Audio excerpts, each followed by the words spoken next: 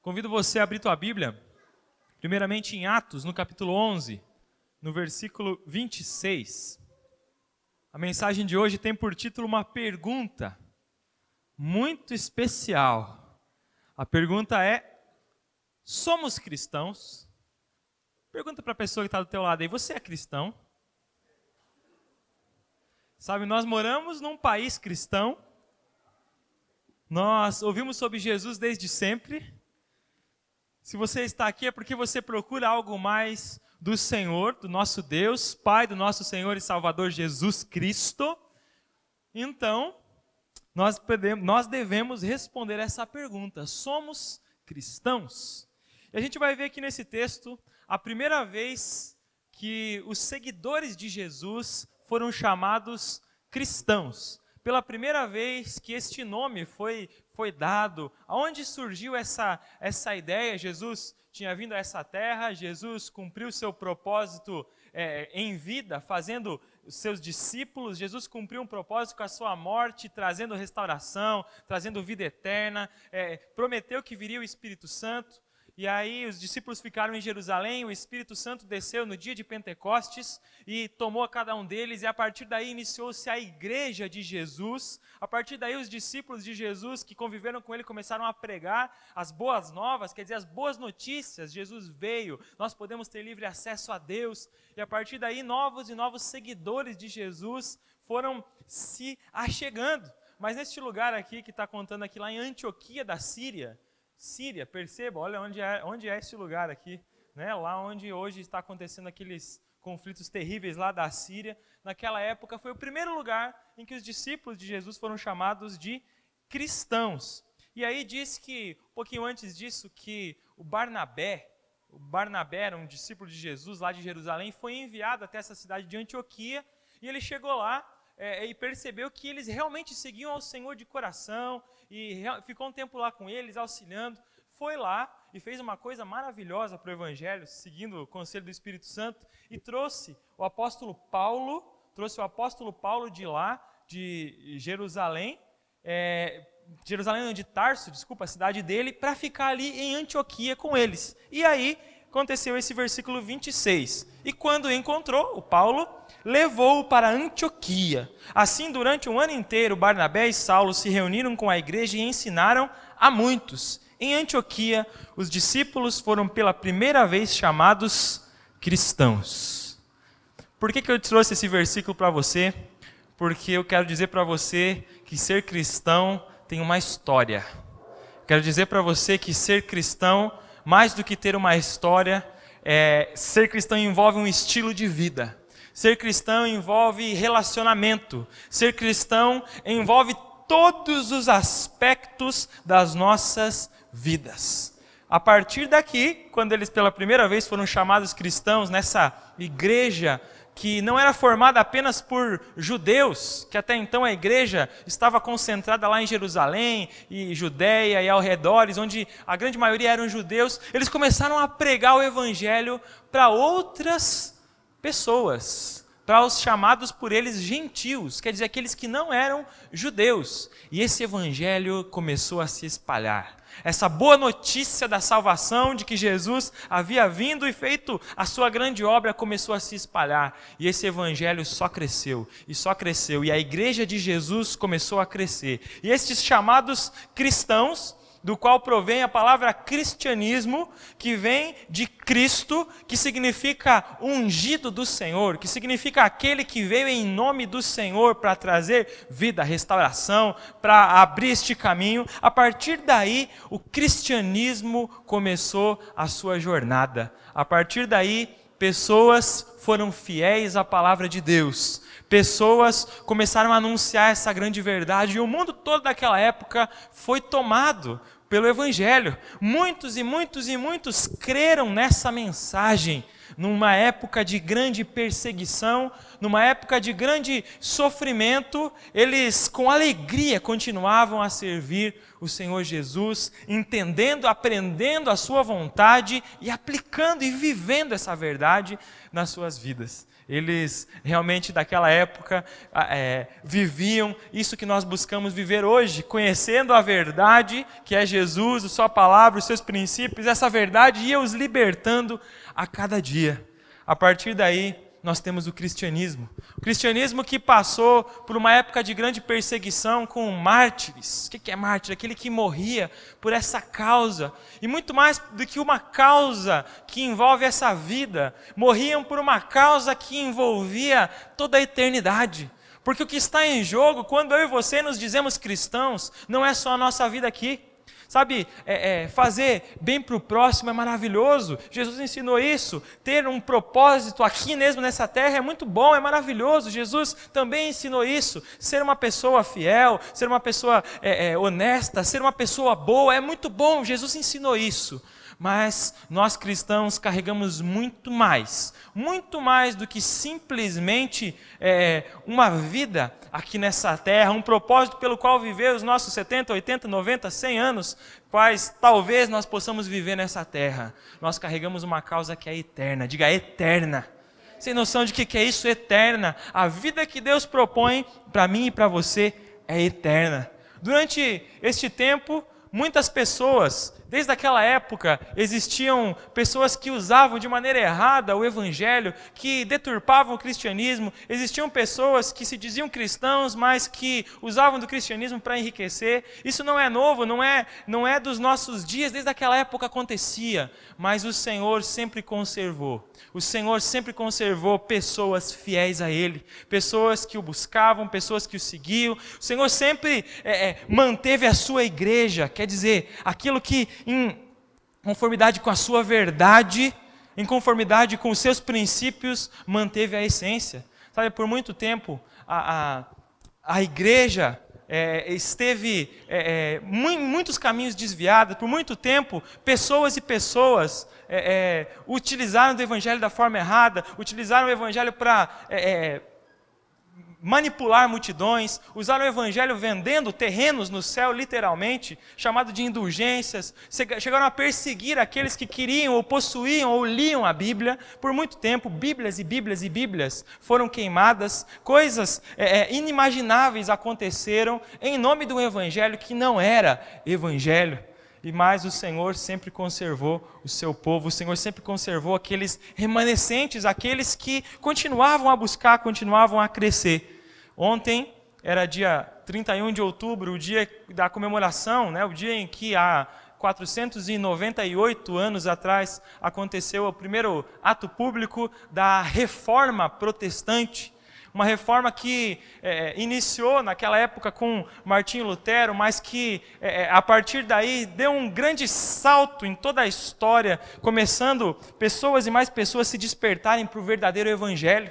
E naquele momento ele apregou algumas coisas, ele trouxe algumas verdades. Ele disse que a salvação era só pela graça do Senhor, não pelas obras que eram feitas, não pela simplesmente cumprimento de alguns dogmas religiosos, mas pela graça de Jesus. Ele disse que só Jesus tinha o poder de salvar, que igreja nenhuma por si tinha o poder de salvar, que dogma nenhum tinha o poder de salvar, que pessoa alguma, boa ou não, que viveu nessa terra tinha o poder de salvar, mas só Jesus. Ele disse que só pela fé, só a fé é aquilo que nos salva, é aquilo que nos leva para Deus. Ele disse que toda a glória deveria ser dada apenas a Deus. Quer dizer que a nossa existência aqui deve ser para a honra e para a glória do Senhor. E ele disse que somente a Escritura é aquela que verdadeiramente tem o caminho para nos levar à salvação pelo próprio Jesus. E essa igreja de Jesus, quando eu digo igreja de Jesus, é o conjunto das pessoas que seguem a Jesus de coração, que se entregaram a Ele, que querem viver por Ele. Continua. Passaram-se os anos, muitas e muitas pessoas continuam se utilizando do Evangelho para enriquecer. Pessoas e pessoas utilizam-se do Evangelho para tirar vantagem de outras pessoas. Mas existe um remanescente, existe a igreja de Jesus espalhada por toda essa terra, da qual eu e você fazemos parte. Amém? E, juntamente com todos os nossos irmãos, como eu disse para você, espalhados da China aos Estados Unidos, em todos os lugares deste mundo, pessoas que seguem e que servem ao Senhor Jesus. E Jesus disse que as portas do inferno não vão prevalecer contra a sua igreja.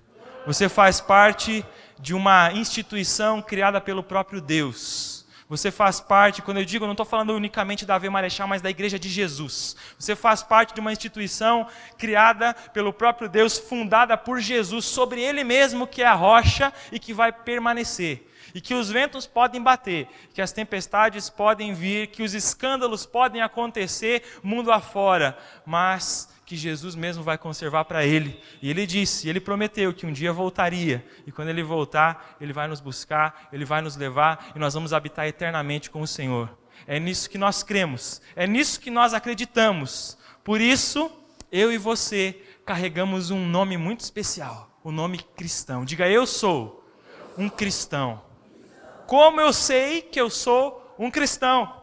Primeira coisa, tem lá, olha, um pequeno acróstico aqui. Algumas dessas palavras eu vou me deter, em outras eu vou passar rapidinho com você. Mas como eu sei que eu sou um cristão? Primeira coisa, um cristão é certo de sua salvação. Se você abrir, coloca no Datashow para mim, Efésios capítulo 1, versículo 13 e 14. Efésios capítulo 1, 13 e 14. Você vai entender, e eu espero que você entenda nessa noite um pouquinho mais da responsabilidade que nós carregamos. Nós carregamos um nome, nós carregamos uma identidade. Quando eu digo eu sou cristão, eu não estou dizendo simplesmente, eu sou daquela religião cristã. Eu não estou dizendo simplesmente, eu vou a igrejas cristãs, eu tenho amigos cristãos, eu moro num país que se diz cristão. Mas quando eu digo eu sou cristão, eu estou dizendo isso aqui que está nesse versículo. Versículo 13 de 14 diz assim: quando vocês ouviram e creram na palavra da verdade, quer dizer, essa palavra entrou na minha e na tua vida. Quando você não apenas ouviu com os seus ouvidos aqui humanos, mas quando você decidiu se abrir para essa verdade, essa palavra da verdade, o evangelho que os salvou, vocês foram selados em Cristo com o Espírito Santo da promessa, que é a garantia da nossa herança até a redenção daqueles que pertencem a Deus para o louvor da sua glória. Eu e você, que nos dizemos cristãos, somos e podemos ter a certeza da nossa salvação.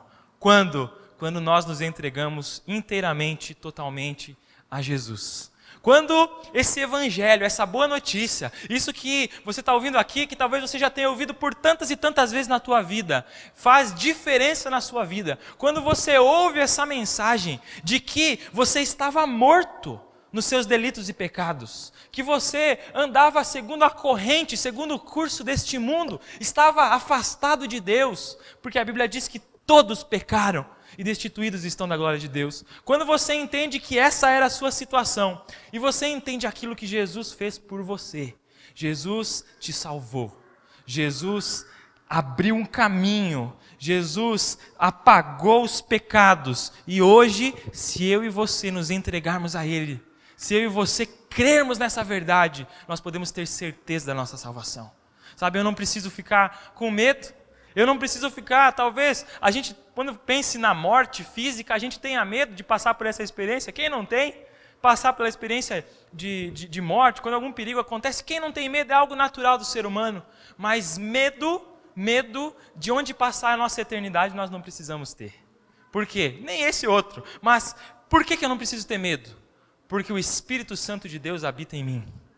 Porque o Espírito Santo é a garantia, é o selo dessa promessa que Deus fez. E se eu crer em Jesus, e se eu viver como alguém que crê em Jesus, eu posso ter certeza da minha salvação.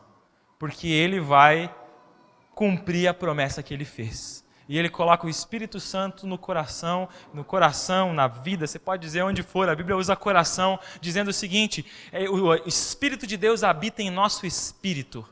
O Espírito de Deus habita em nós. O Espírito de Deus faz parte de mim quando eu abro meu coração para o Senhor, quando eu aceito Jesus como meu Senhor e como meu Salvador. Primeira coisa, um cristão é certo da sua salvação. Segunda coisa, para eu poder dizer que eu sou um cristão verdadeiro renova a sua mente. A Bíblia diz, em Romanos 12:2, eu vou ler aqui para você, você pode ouvir o que eu vou te falar, diz assim: não se amoldem ao padrão deste mundo, mas transformem-se pela renovação da vossa mente, para que vocês sejam capazes de experimentar e comprovar a boa, agradável e perfeita vontade de Deus. A Bíblia nos convida a renovarmos a nossa mente. Isso significa que quando eu creio nessa verdade, quando eu estou ciente de que o Espírito Santo habita em mim, de que Jesus me salvou e hoje eu posso viver por Ele, porque Ele morreu por mim, eu por Ele posso viver, eu começo a entrar num processo na minha vida. Diga processo. Sabe o que significa processo? É algo que continua. É algo que não necessariamente precisa ter um começo e um fim. É algo que continua. E enquanto eu e você estivermos nessa terra, nós vamos passar por esse processo de renovação da nossa mente. Sabe, por muitos e muitos anos, ou talvez você já tenha ouvido isso na prática, como eu já ouvi, as pessoas dizem que os cristãos querem fazer uma lavagem cerebral nas pessoas. E eu vou te dizer que alguns deles, durante toda a história, realmente intentaram fazer isso. Mas o que Jesus quis dizer, o que o apóstolo Paulo estava nos dizendo aqui em Romanos, quando ele diz transformem-se pela renovação da vossa mente, é o seguinte: ele disse, vocês estavam acostumados a seguir a presente ordem deste mundo. Desde que nós nascemos, nós somos bombardeados com tantas e tantas informações, sentimentos, percepções, tantas coisas que nos mostram e nos ensinam um padrão de vida, que nem sempre, ou eu vou te dizer, em 99% dos casos, não é o padrão que o Senhor Jesus tem para nós.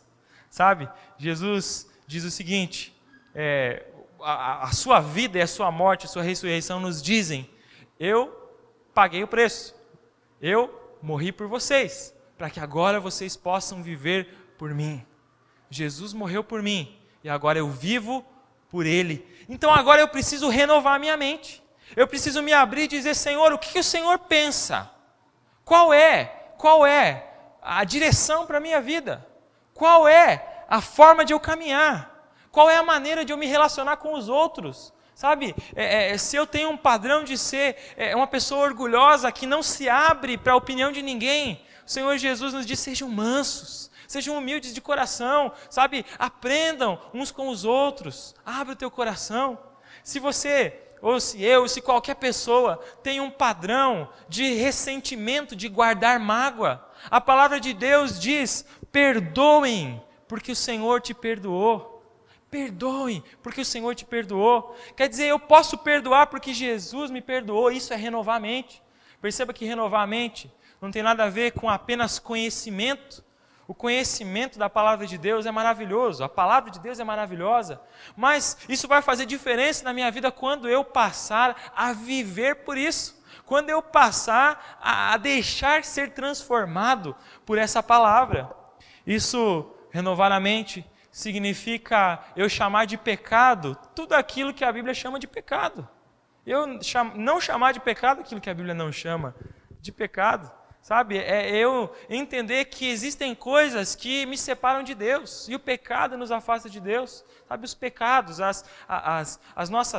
nossos padrões, os nossos comportamentos contrários. Sabe, pecado é pecado. Sempre foi.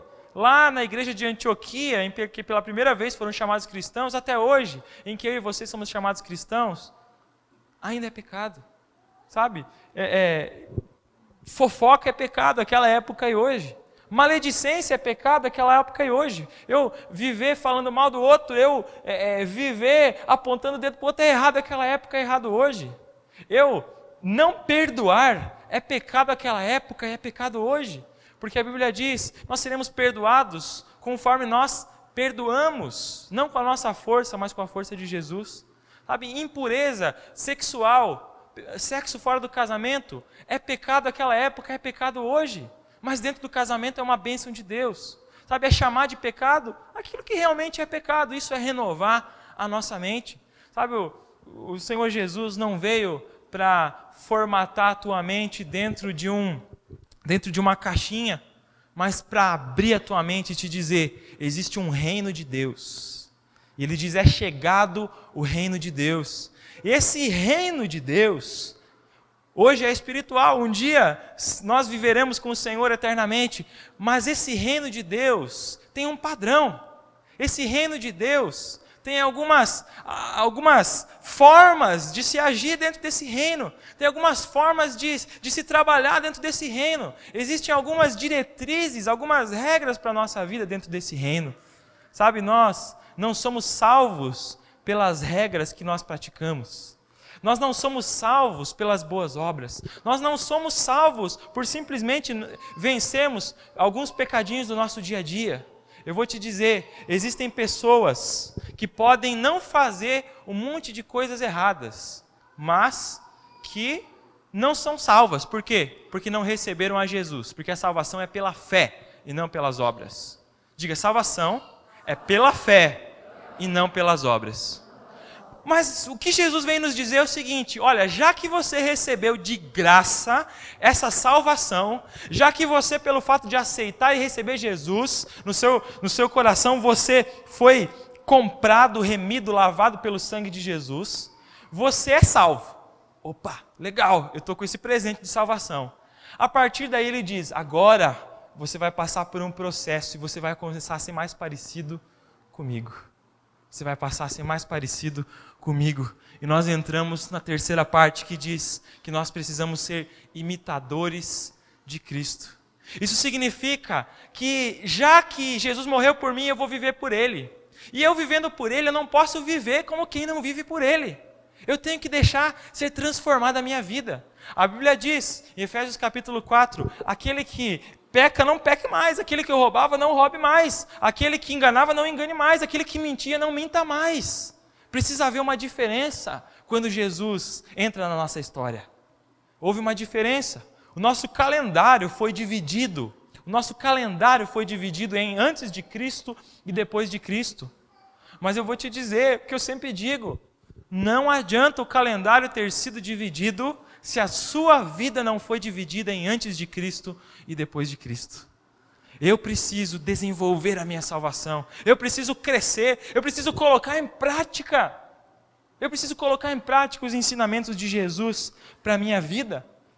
1 João, capítulo 2, versículo 6, diz o seguinte: aquele que diz estar nele, em Jesus, aquele que diz, que afirma estar em Jesus, também deve andar como ele andou. Olha que forte esse versículo. Aquele que afirma que permanece nele, em Jesus, deve andar como ele andou.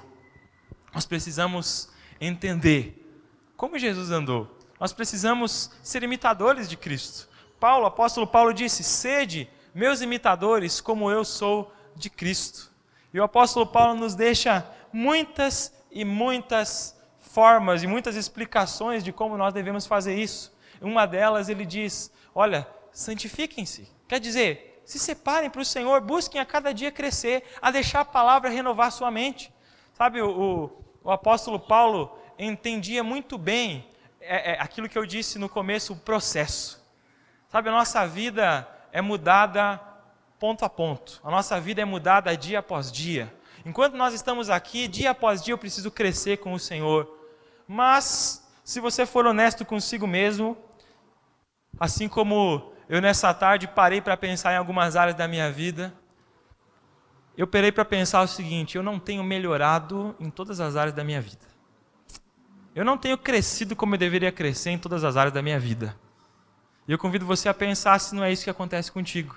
Desde que você conheceu Jesus, seja você agora tentando ou buscando algo mais para a sua vida, ou talvez há mais de 20 anos você conheça ao Senhor Jesus.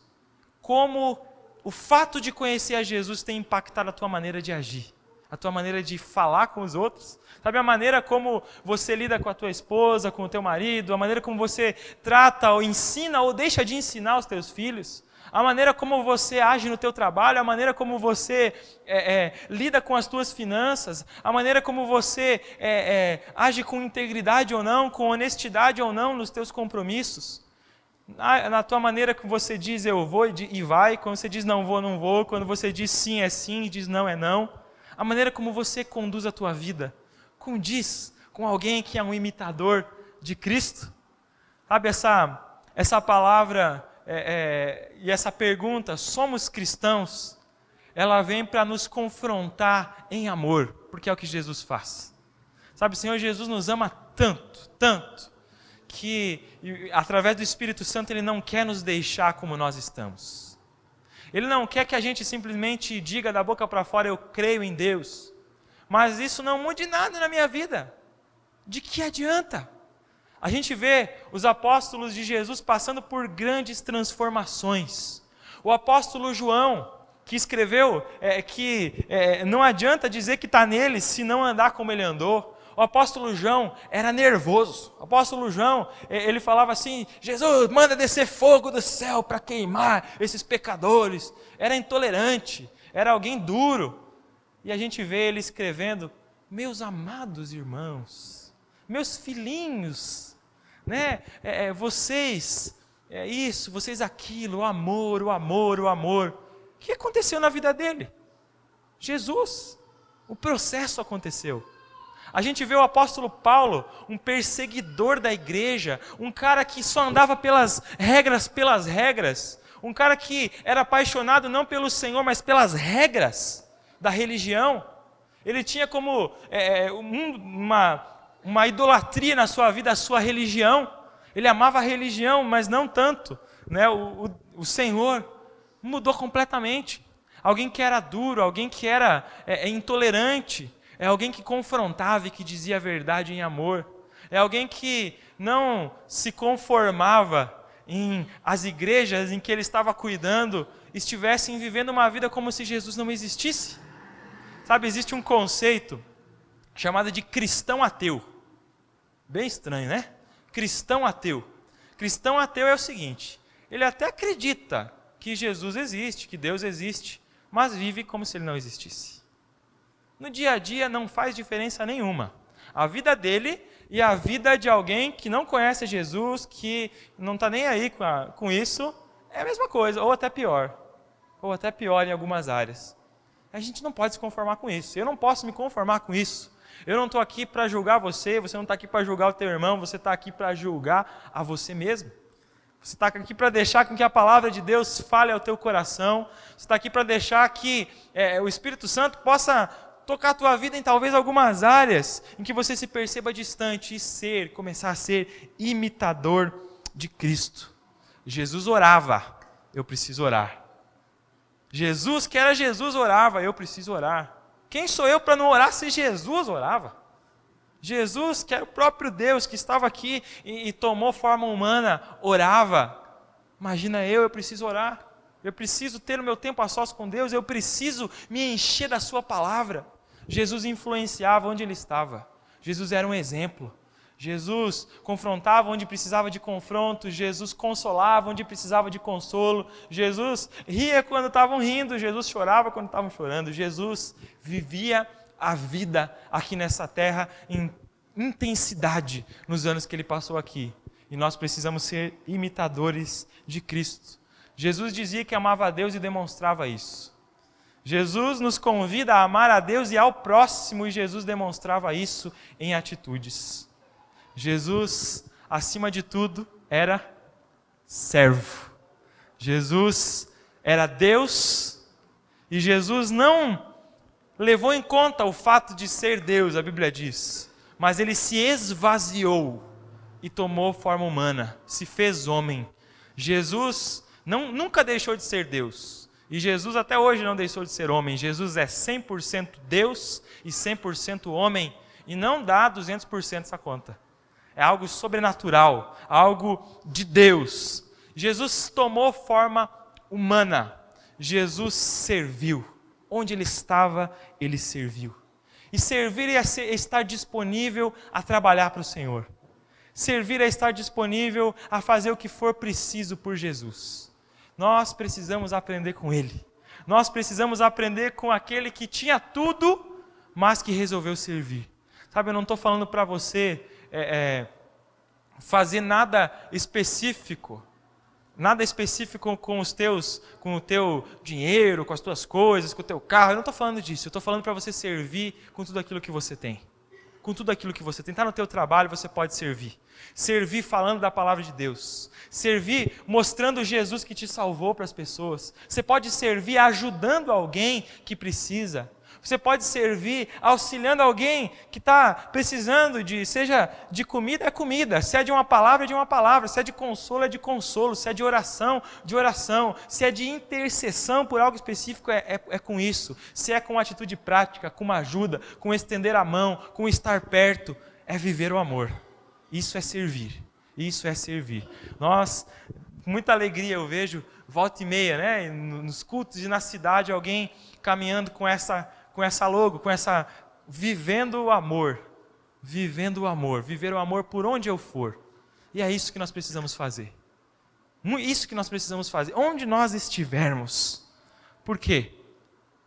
Eu amo a Deus porque Ele me amou primeiro. Diga assim, eu amo a Deus porque Ele me amou primeiro. Isso nos ensina a sermos tementes a Deus. Tementes a Deus. O que é temer a Deus? Temer a Deus é amar tanto ao Senhor que é buscar nunca desagradá-lo.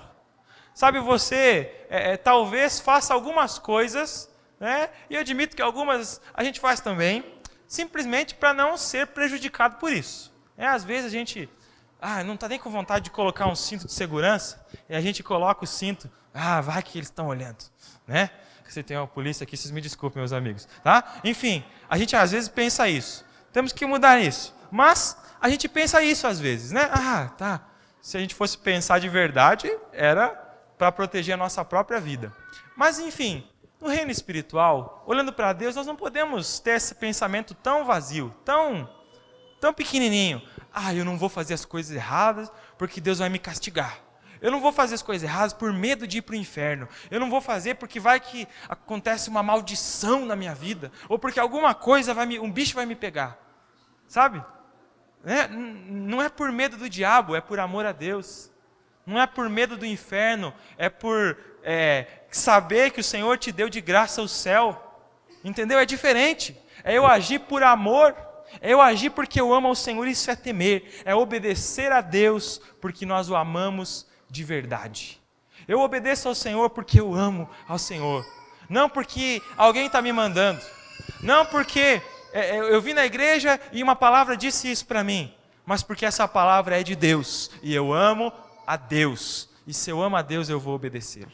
Se eu amo a Deus, eu vou procurar amar o que Ele ama. E Ele ama os outros. E Ele ama ao Senhor. Ele disse, ame o Senhor teu Deus com toda a tua força, com todo o teu entendimento, com tudo aquilo que você tem.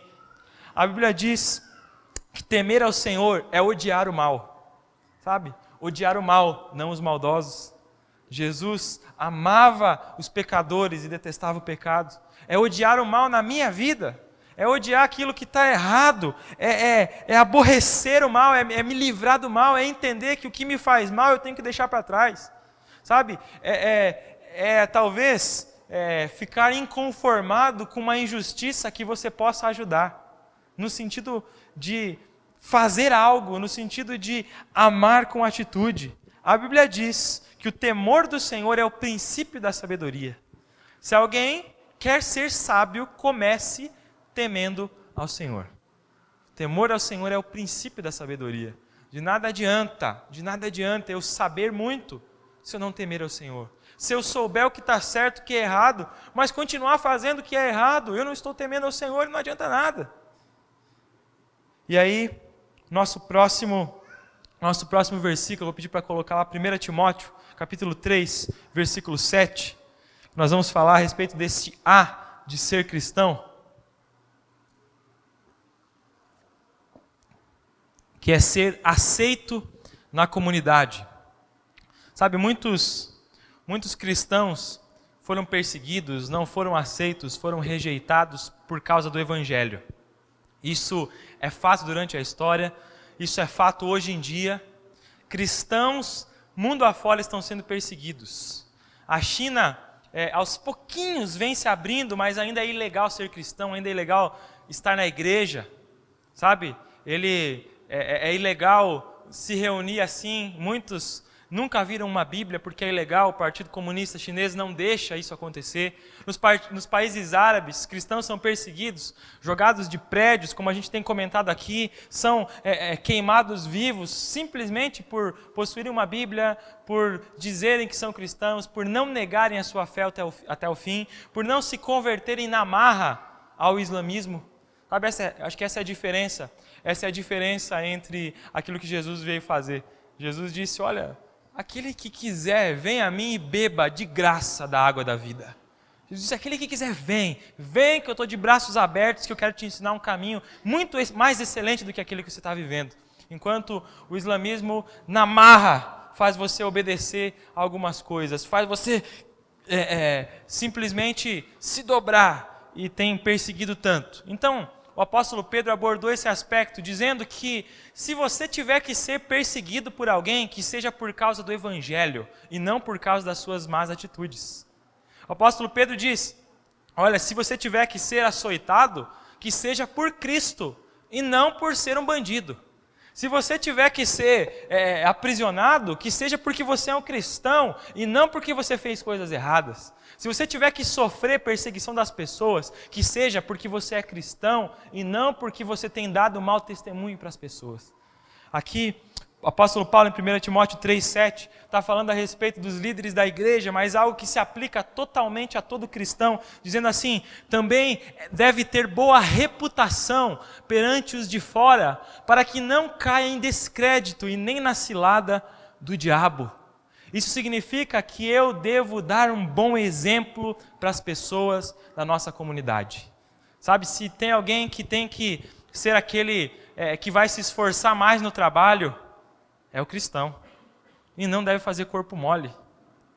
É o cristão que deve trabalhar mais, que deve buscar crescer, procurar se desenvolver. Alguém que deve procurar, não, eu vou estudar, eu vou crescer, eu vou dar o meu melhor nos estudos, no trabalho, na vida, no que eu puder fazer aqui.